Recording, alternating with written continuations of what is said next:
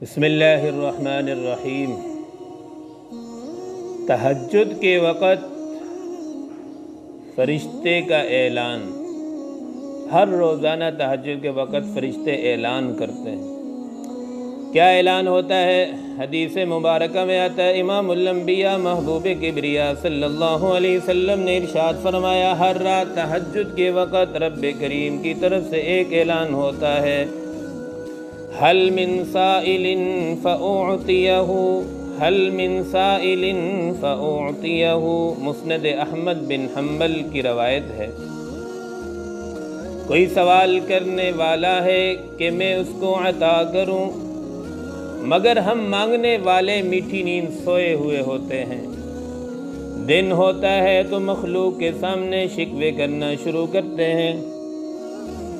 رات کو جب اعلان ہو رہا ہوتا ہے رب کریم کی طرف سے، حل من سائل فأعطیہ، ہے کوئی مانگنے والا میں اس کو عطا کروں، لیکن اس وقت ہم سب میٹھی نیند سو رہے ہوتے ہیں، اور جب دن ہو جاتا ہے تو پھر ہم لوگوں کے سامنے شکوے کرتے پھرتے ہیں، کوئی نوکری نہیں ملتی، کوئی جاب نہیں ملتی، میرے مسئلے حل نہیں ہو رہے ہوتے۔ ارے بھائی، جب مسئلے حل کرنے کا وقت ہو رہا ہوتا ہے تو اس وقت ہم سوئے ہوتے ہیں۔ ان کے لیے رات 1 بجے تک ٹی وی دیکھنا تو آسان ہوتا ہے،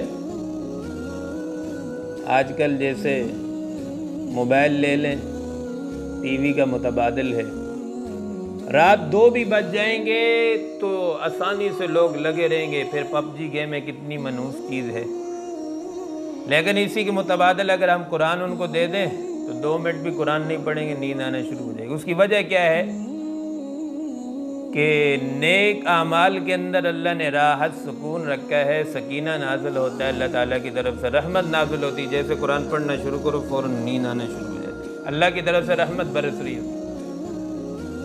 اور بدعمالیوں پر، ٹی وی دیکھنے پر، موبائل میں پب جی کھیلنے پر، فضول لگنے پر اللہ تعالیٰ کی طرف سے رحمت کا نزول نہیں ہوتا، بے سکونی ہوتی ہے۔ اور آپ نے یہ بھی دیکھے، جب یہ گیم سب چیز ختم ہو جاتی ہے، جب موبائل بند کرتے ہیں یا پب جی ختم کرتے ہیں، پھر اپنے دل کی طرف دیکھا کریں، کتنی غم کا عالم ہوتا ہے، پریشانی کا عالم ہوتا ہے۔ اور جب آپ قرآن پڑھیں نیک اعمال کرنے کے بعد اپنے دل کی طرف دیکھا کریں، کتنا سکون ہوتا ہے، اور زبردست اللہ تعالیٰ کی طرف سے رحمت نازل ہو رہی ہوتی ہے۔ تو اس لیے ہمیں چاہیے کہ ہم نیک اعمال کی طرف توجہ زیادہ دیں، فضول وقت میں جو ہے نا اپنا وقت ضائع نہ کریں۔